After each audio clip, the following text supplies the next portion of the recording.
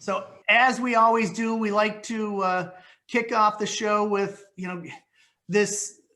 this topic of family business and actually getting into, working with family businesses is it's unique. It's not everybody, nobody goes to school, or at least they didn't 10 years ago. I guess they do now, but you didn't go to school 10 years ago to become a family business, consultant or coach, and we do today. So Allison, why don't you kick us off and tell us about your journey? How did you get to where you are? That is that's such a great point, because people will ask me about my background. And when I was in college over 20 years ago, there was no program to learn what I've been doing for now 20 years. So I'm thrilled that there are now better programs available for those who do want to concentrate on this. For me, it was very much a combination of an apprenticeship by tagging along with meetings with my father for family businesses, and also just discovering a personal passion for areas that are affected by family businesses that I felt a deep desire to help improve upon for all those involved. So I started my first presentation with my father was when I was 15 years old. And it was about family philanthropy and what are the benefits of including your entire family on a charitable journey, and using that as a platform for then bigger decisions down the road.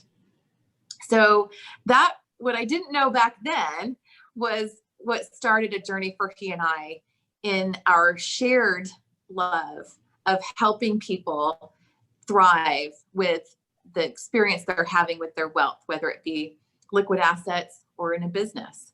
And my niche, if you will, is on spending time with the next generation and providing them a level of education and a listening ear that I was discovering hadn't been offered very often, and really wanted to provide them a platform because their parents had been working on this for years and years, and then it was just kind of thrown at them. And it's a great gift, but there really needs to be more lead time for them to be successful with most of that. And so I embarked on creating Empowering Beneficiaries as a sister company to Comstock with the purpose of focusing on that. And as a result, developed what we call Beneficiary Bootcamp. Again, it's about focusing on providing information and empowering that next gen to succeed instead of, figure it out. Trial by fire. Yeah. Yeah. You and I have a very similar background, but I did not start when I was 15. So good for you. That was great. Thank you for joining us. Rob, fill us in. Give us the background. What do we need to know about you? Where did you come from? When I was in college 40 years ago,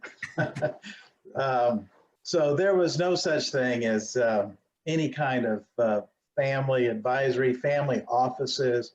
I did have the experience of family business through my two grandfathers.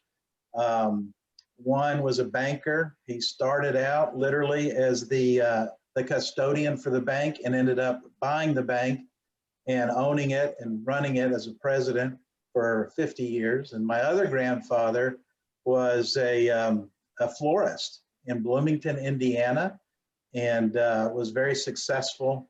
And so I got to, I never knew I was really being indoctrinated to family business when I was sitting around the table listening to my two grandfathers talk about their comings and goings in their life. And after my college, I went into the military and then went to corporate America.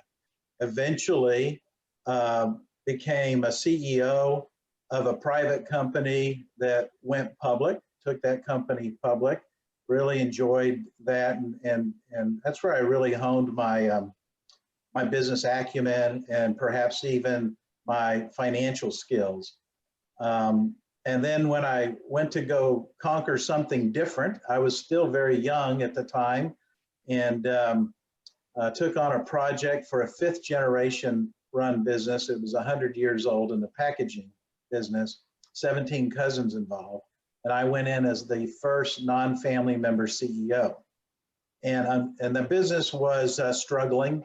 It was definitely in the zone of insolvency, and my job was to go in and fix it and then monetize it for the family shareholders, which I did do.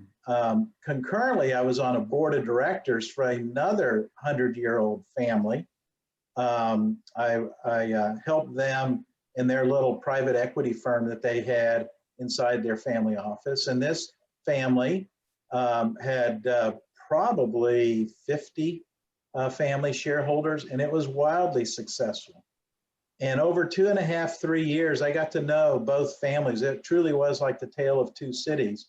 My whole background was on leadership. It was on scaling businesses, M&A work, and I didn't really appreciate the uniqueness of family businesses. And I learned some best practices that helped this one family business be wildly successful. And then I learned best practices that were being ignored or pitfalls that the other fifth generation had fallen into. And that is where my passion really developed to help other family businesses avoid those pitfalls. And I really believe my experience tells me that family or that businesses in general are living organisms, and they can live forever. Unfortunately, when we human beings get involved in it, we can kill those things pretty quick. And that's why the succession results are so bleak once you get past the third generation of any family business.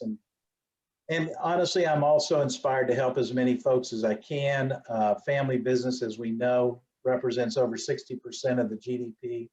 And I figure if I can do my part in my little bitty corner of that, I can make a difference and help others grow and develop. So essentially, that's what I've been doing the last 11 years. After I left corporate, I formed this advisory and consulting business, and really enjoy it, and I've met some fantastic people along the way, such as Allison. She has collaborated with me on other clients, and we both enjoy working with one another as well as working with our clients. We have a similar passion to serving and helping others.